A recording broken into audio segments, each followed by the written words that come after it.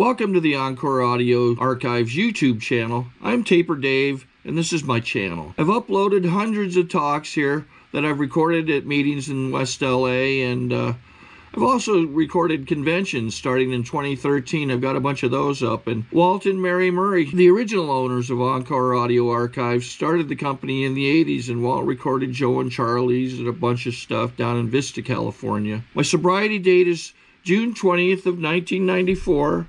I hope you find something you like, so please like and subscribe to my channel and comment down below. If you want to hear something that I don't have or that you don't see, I'll see that I get it. Anyways, take care and have a great day if you want to.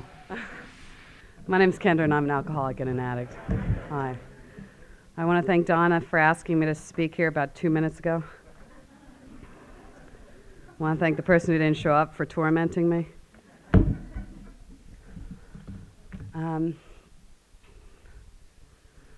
My heart's beating on my chest, and I've spoken here a lot, so it's always new. What do I want to say? I got sober in 1987 BC, that's before cellulite. Cellulite's tantamount in my mind at the moment because I'm almost 4 months pregnant again. And, I just wonder how much I'm going to get this time. I got sober on my 26th natal birthday. And I didn't get sober because you guys sing well, as evidenced after we sing, or there was a really hip place to spend my 26th birthday. Well, what happened is I woke up on the morning of my 26th birthday in a pool of my own whatever it was. I'd run out of drugs, I'd run out of liquor, and I just couldn't face another day. And I'd come in the fall prior in 87 or 86 to get off a bad cocaine run, and I went back out around New Year's, and in July of 87, I woke up and I thought, God help me, and I heard just as surely as I stand here, just get sober, Kendra, and I'll take care of you, and that's what happened, and what it was, my bottom is my bottom, and I found out from being here a while that all our bottoms have one common trait. And I opened the big book because it says it much better on page 25 than I can ever say. It says, if you are seriously alcoholic as we were, we believe there's no middle of the road solution. We were in a position where life was becoming an impossible. And if we had passed into the region from which there's no return through human aid, we have but two alternatives. That's what I love about the big book. It's really specific, It says we had two alternatives, whether you're white or black, whether you're born in Malibu or outside of Newark, New Jersey, like me, whether your dad's a cop or you earn six figures, that you have two alternatives, and we all have that many. One is to go on to the bitter end, blotting out the misery of our intolerable situation as best we could. I was hell-bent on that alternative. I was putting a little more of this in a different orifice, with different people at a different time in a different bar, sleeping with a different guy, wearing a new outfit.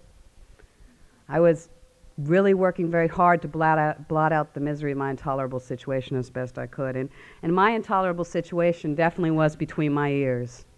My intolerable situation then and my intolerable situation now has always been between my two ears.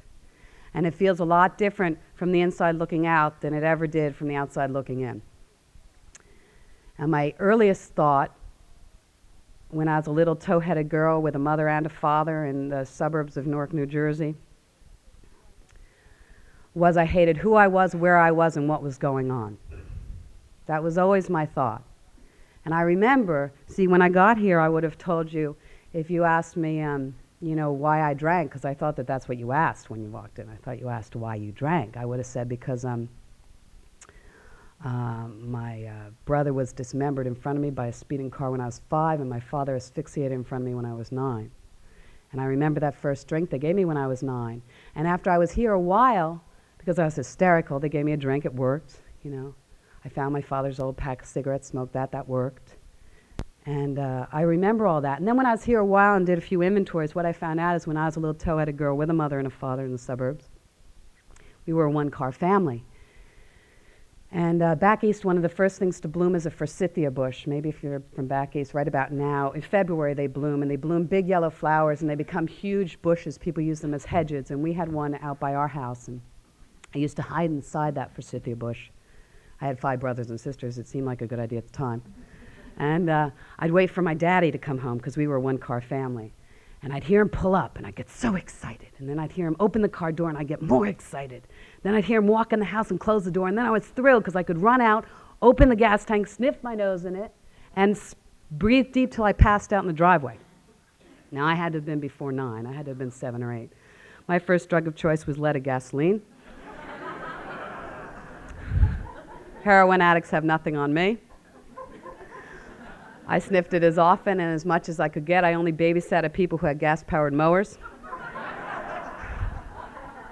I often found myself coming to on the floor of the garage with kids screaming inside, and that was the story. I still have trouble pumping my own gas. I hold my breath and pump. I mean, that's still what it is. I'm addicted to everything. I'm addicted to everything I've done twice. If they were Vibrators Anonymous, I'd be a member. Anything that feels good, I do. Luckily, I'm married. My husband benefits from all of it. I was never 13-step. I met my husband before I got sober. I met him in a club. It was Monday night at the Central on Sunset. It was the midnight show of Chucky Weiss and the Goddamn Liars. Anybody know them? They're all sober. I'm terrified of even thinking of them actually using, because they're scary sober. Their big hit is You Goddamn Liar. And I'd already drank and used all day, gone home, passed out. One of my friends had called, said, "I'm here, it's my birthday, why aren't you here?" My late night drug of choice, hi Ted, was black coffee with Jack Daniels in it. I didn't realize that that meeting was filled with sober people who used to come after the big musicians meeting on Monday nights in the Valley. My husband was here for taking his 4-year cake. He's 13 this year. He saw me across the club. I was about 129 pounds. I snuck into my size 3 jeans. I had my cup of coffee filled with Jack Daniels in my hand. He walked over. He thought, "Pilgrim, your search is over." He walked over. He said, "Hi." I said, "Hi." He figured out I wasn't sober. He took me home. I got sober a year later. He was patient. I drank, he drove. I mean, I'm not promoting 13-stepping or anything. This is my story. I just, I'm still here, he's still here. We have a sober marriage. We have a 2-year-old. I have a mess of a house. Take help anytime I can get it. We're happy. What's happened is in sobriety, I've had to give up a lot of things. And as I've given up more and more, all of the things I used to fix, I've had to really work a 10th step. I've had to practice these principles in all my affairs. And that was a real ethereal thing I heard when I was here. I heard it a lot, and I didn't, it sounded good. I just didn't know the reality of it. And often when I share, people who've heard me share before, I'll come up and say, "Why didn't you share that part about practicing the principles in all your affairs?" So we'll get that out of the way in my last 3 minutes here. When I was a couple years sober, I had some health challenges, and I was really scared, and I was acting very poorly to everyone involved, and out of my own fear. And I have this wimp of a sponsor who's a nurse with 17 years, and I asked her to speak because I heard her speak when I was newly sober, and she was such a pitiful speaker. I felt sorry for her and thought no one would go ask her, say thank you. And she was from New Jersey, so that's all I needed. I went and asked her to be my sponsor. Almost 9 years later, I'm still trying her out. But she's got this really sweet, warm, fuzzy personality, and it's all sucker because she's a real witch. And so I went to her and I said, I'm having a lot of problems in this area of my life. I'm angry and fearful and resentful, and I'm, acting out and treating everyone badly. You go in and try to get help from a nurse and then call her a bitch. They're not real prone to be gentle with you. And I was just really acting badly. And she said, "Well, see, here's a chance to practice these principles in all your affairs." I said, "Okay." And she said, "It's not deep. It's not, it's not hard. This is how we do it. And this isn't the only way, and it's certainly not the best way. It's just the way I was taught." She said, "We say," well, I'll use Richard. He's here. He can defend himself. My husband's name is Richard. This is how you do it. I'm powerless over Richard. My life is unmanageable. I've come to believe that power greater than myself can restore me to sanity with Richard. I made a decision to turn my will, my life, and Richard over the care of God as I understand him. I made a searching and fearless moral inventory of my behavior in my relationship with Richard. I've shared it with someone. I've prayed on my character defects. I've made amends. And I try to practice the principles in all my affairs. The bitch at the desk next to you, at work, got a terrible attitude and torments you on a daily basis. I've turned the witch over to God. I made a decision to turn my will, my life, and the witch over to God. I've made a searching and fearless moral inventory about my behavior in the workplace with the witch. I shared it with someone. I've identified with my character defects. I've prayed on them. I've made amends. And I'm trying to practice the principles in all my affairs. Money. My health at that time. I'm powerless over my illness and my life is unmanageable. I've come to believe that power greater than myself can restore me to sanity and health. I've made a decision to turn my will, my life, and my health over to the care of God as I understand him. I made a searching and fearless moral inventory of my behavior in the health area. I've read it to someone, identified my character defects, made amends, and tried to practice the principles in all my affairs. And that's just how simple it is. I have a 2-year-old. It has to be real simple.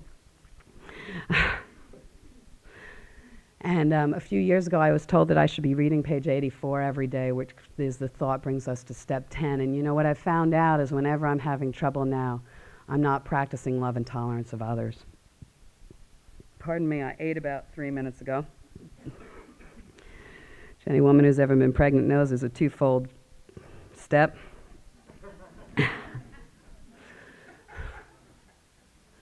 I found out God, I didn't know anything till I had a baby, and now I'm sure God's a man. I mean, think about it. If God were a woman, she'd let you keep the tits as a bonus gift.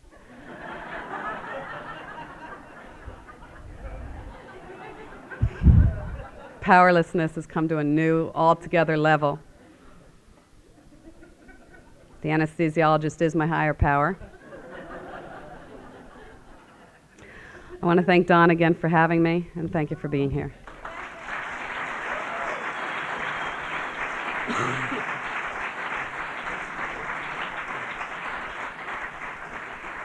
Sorry to interrupt your viewing. Taper Dave here. Just wanted to take a second to ask you to like and subscribe to my channel. Let me know if you like what you're listening. I've got some very good talks here, and this one's a great one. Just curious, do you think this is better than Zoom? Tell me what you think. Okay, this is how I prepare my drone for launching. I like to do it inside the cab of my truck so I'm not standing outside in the weather. To install the joysticks for control, up and down, right and left, powered on. I have an Android phone that I use to connect it to the drone with. And it's actually controlled through the iPhone, through an app. Oops, wrong way. It's actually controlled through the iPhone, or through this Android phone, through the app. It's actually controlled through the Android phone, through an app, and you connect it through this short connection right here.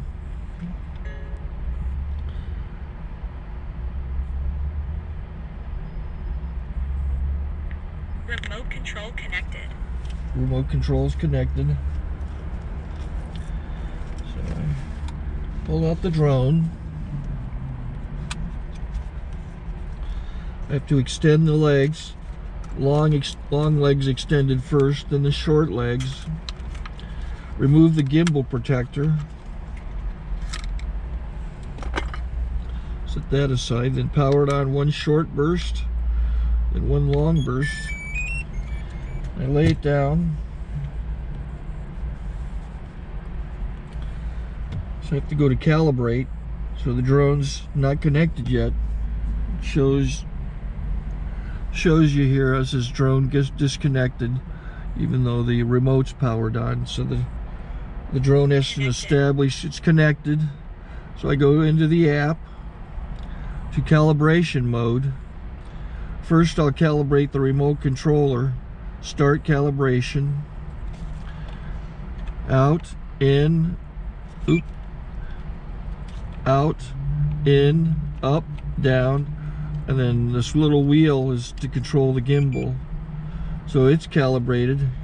Go to gimbal calibration, start calibration, and then it calibrates the gimbal. I don't know if that shows up. The gimbal's moving all over the place. Changes, you can see it on the video. And I'm calibrated to take off. It's acquired 7 satellites at the moment. There are 26 satellites up in the sky, which it has to acquire before you can take off. So it's connected. It's got enough satellites. This is white. I can go to press this little arrow button, swipe right to take off, and it would start the motors if I slid this to the right. But I'll wait till I get outside. Don't want to do it inside.